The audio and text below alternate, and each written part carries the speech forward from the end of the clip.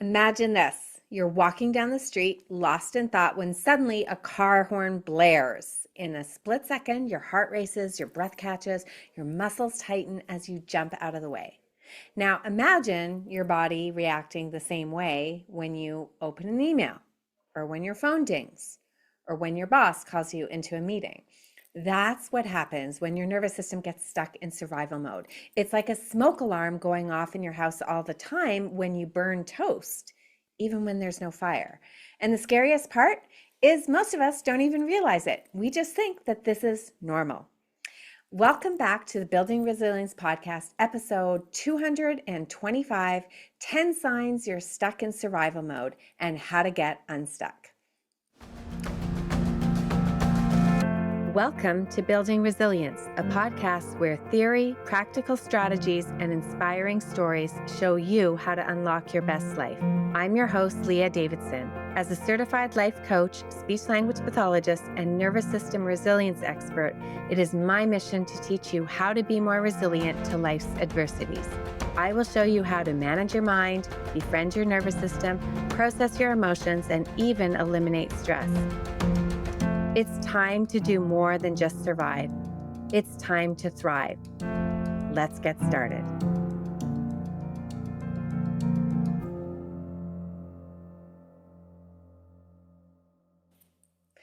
Hello. How are you all doing? It is springtime for me here. Spring's my favorite season, new beginnings, things are budding, things are feeling lighter and easier. Just want to start off with a reminder. If you haven't already heard, I have a super cool way for us to connect more. I have opened up the Nervous System Journaling Club over on a platform called School. You're going to love it. Amazing community. We're doing some doodling. We're doing some journaling. There's even a course in there that can help you implement my guided journal. So make sure you grab a copy of that as well. It's available on Amazon. And if you're unsure about the idea of joining something new, journaling or doodling, here's what I want to say from the perspective of being a speech pathologist for over 26 years focusing on brain health. Your brain really benefits from new learning. So if journaling and doodling is foreign to you, perfect. You're in luck because you need this for your brain health. And there's a massive bonus with both journaling and doodling. It is regulating for your nervous system. And lastly, you've probably heard me say over and over and over again, we heal in connections.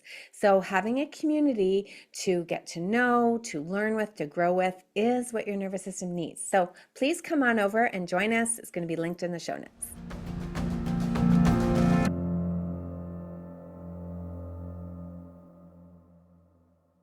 Okay, back to today's episode. If you've ever wondered why you are constantly feeling on edge, or maybe totally wiped out and exhausted, or you're running on fumes, this episode is for you. Because when your nervous system is dysregulated, it tricks your body into thinking you're in danger all the time. And the worst part is we get used to it, and we just kind of think that's how life is. You see, it's not normal for us to be feeling anxious all the time, or exhausted all the time, or disconnected all the time. It's not normal to have chronic pain or insomnia or burnout. Well, we may have gotten used to it, but it's still not normal. So today I'm going to break it down really simply into 10 signs your nervous system is dysregulated. Maybe some of them are going to surprise you. And then we're going to talk about 3 simple science-backed ways to start regulating your system today so you can finally stop running on fumes, start feeling safe in your own body again. All right, let's dive in. The first sign that your nervous system is dysregulated is you're always on edge. It's like anxiety that just doesn't quit. So you're always scanning for the next problem, the next thing that could go wrong. Even when things are fine, your brain is likely running these worst case scenarios. You could also be doing things fast, talking fast, moving fast, eating fast, because your system is in this team hyper mode, this fight or flight mode. It's convinced you're in danger. When you're convinced you're in danger, you've got to do things quickly. So signs of this, even internally, you got a lot of racing thoughts. Check in with your body. You may notice shallow breathing.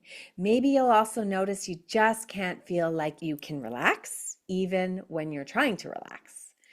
So the second sign is you could feel completely numb or shut down, which is the opposite of this anxiety, this total disconnection. You don't feel sad, you don't feel happy, you just don't feel anything. You're going through the motions, but everything kind of feels heavy and you're tired all the time. And this is what we call team hypo, a state of hypoarousal. It's your body's way of shutting down when fight or flight hasn't worked, or when things are so threatening, it just goes right down there as the survival mode. You're here, but you're not really here. Now, the third sign you could be stuck in dysregulation is you're relying on quick fixes to cope. So maybe it's something that you're eating or drinking at the end of the day. Or maybe you're scrolling on your phone through social media for hours. Or maybe you're working out obsessively just to feel something. You see, when your nervous system is dysregulated, we reach for things that give us this temporary sense of control or relief. And listen, this is not about shaming yourself. We all do this. But when the only way you can feel calm is by numbing out with food or drink or social media or overworking, your system is telling you it's stuck. Now, the fourth sign is you're an overachiever or a people pleaser or both.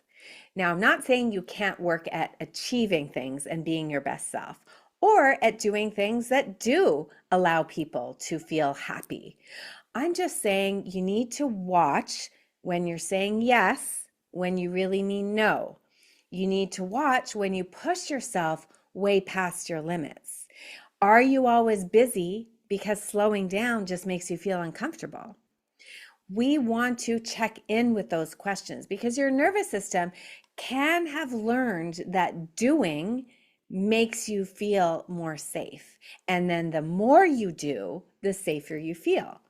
But real safety, it doesn't come from doing. It comes from rest and connection and boundaries, not from overextending yourself. So check in to see if you're pushing it beyond the limits. Now, the fifth sign is you do feel burned out, but you just can't stop pushing. So burnout isn't about being tired. It truly is a nervous system challenge. It's about feeling disconnected from yourself. It's that deep, nothing I do matters anymore kind of exhaustion.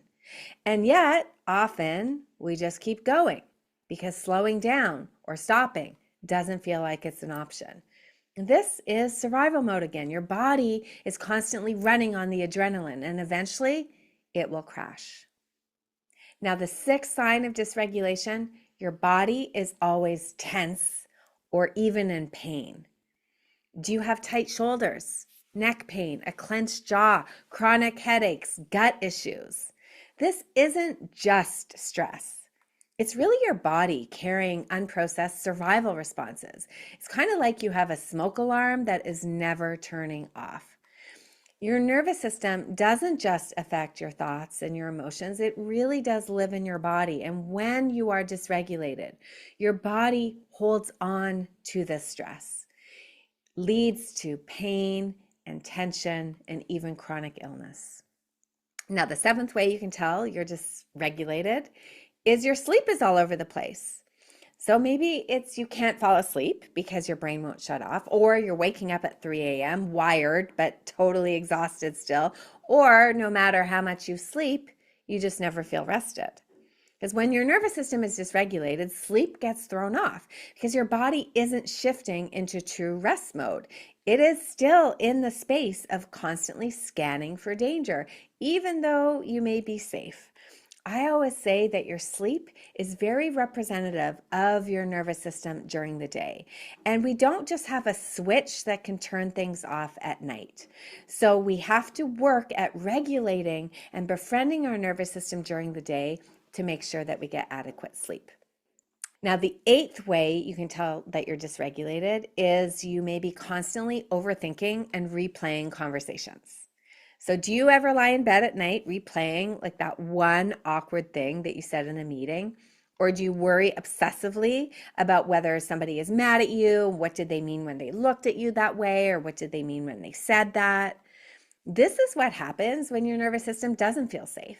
Your brain stays in these loops and it gets stuck and it's trying to solve for problems that sometimes aren't even there or they're not even happening anymore. Now, the ninth way you can tell that you're dysregulated is you zone out or feel disconnected from life. Think about this. Do you ever drive anywhere and not remember how you get there? Or you may even feel like your life is happening, but you're not really living it. There is an automaticity to your life. And this is a form of dissociation, a sign that your nervous system that has learned to disconnect when things feel overwhelming.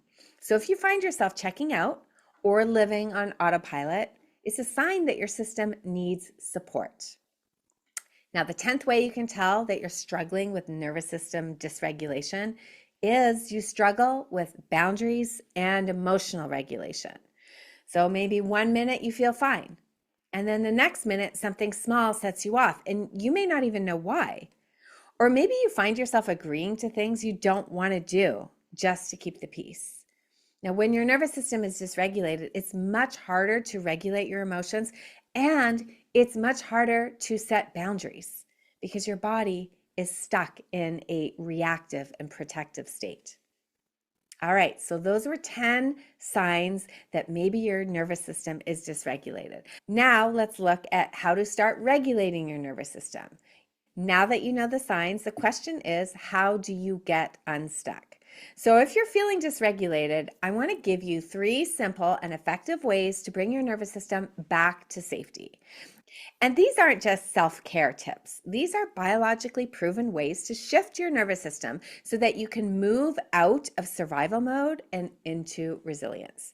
The first one is what I call the safety sequence, where we're going to reset your nervous system in 3 simple steps.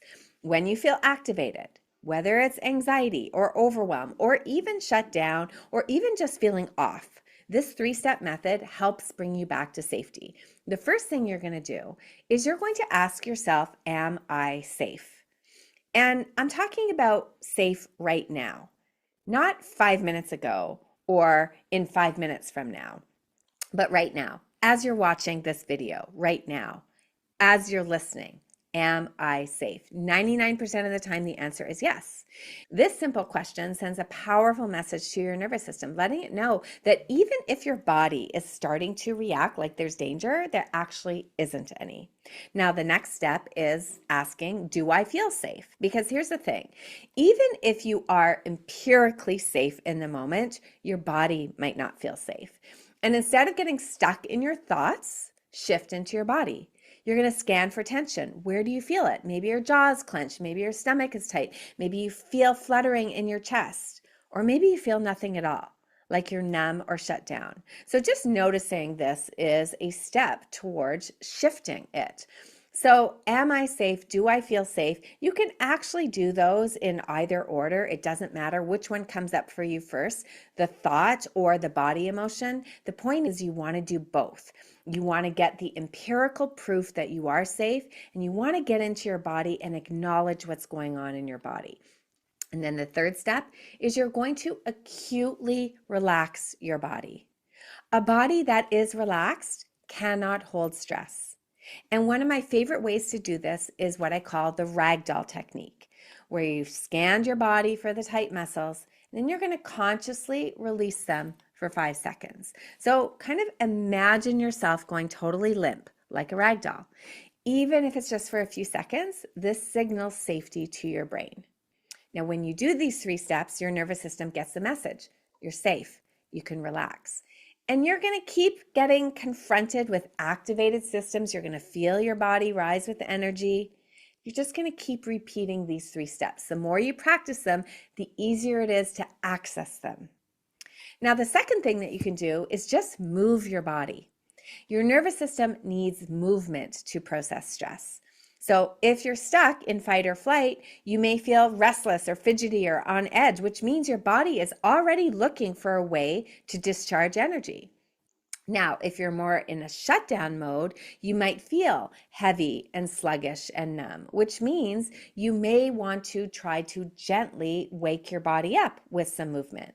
So, a couple things that you can try. You can try just shaking your hands or bouncing lightly on your heels or in your chair, just doing some slight movement.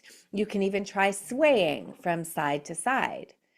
If you're up for it, take a slow walk, even if it's just around your home. And then even things like stretching or rolling your shoulders can be really beneficial. If your body has been holding on to stress, movement helps release it.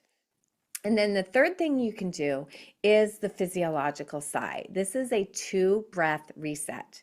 Your breath is the fastest way to tell your nervous system, hey, we're safe now.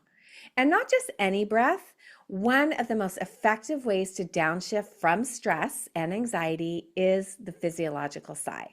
So here's how you do it. You're going to take a deep inhale through your nose. And when it's almost full, you're going to take one more, kind of like a quick sip of air to completely fill out your lungs. And then you're going to exhale slowly and completely through your mouth, and you can purse your lips a little bit. So let me model it for you.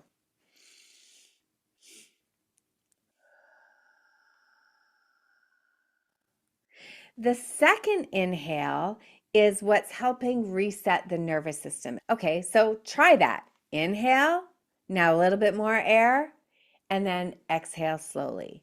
And you can use this anytime, before a meeting, before bed, before a stressful conversation. It really takes seconds and the impact is huge. You can even do the physiological sigh at the start of your day. It's an excellent way to get your day going, and you can do it multiple times in a row to have the best impact longer term. So if you recognize yourself in any of the 10 signs that we talked about today, I just want to remind you, you're not broken. Your nervous system is just stuck. And the more you understand your nervous system, the more you get to know your nervous system, the more you can help your nervous system, befriend your nervous system, and help it be more flexible, go back and forth to a state of calm and connection and resilience. I hope you found this helpful, and I will see you next time. Thank you for listening to the Building Resilience podcast. If you're interested in learning a little bit more about managing stress, building resilience, and leading a more purposeful life, then make sure we're connected on Instagram and Facebook at Leah Davidson Life Coaching. You can also subscribe to my weekly newsletter at www.leahdavidsonlifecoaching.com/newsletter. Looking forward to connecting.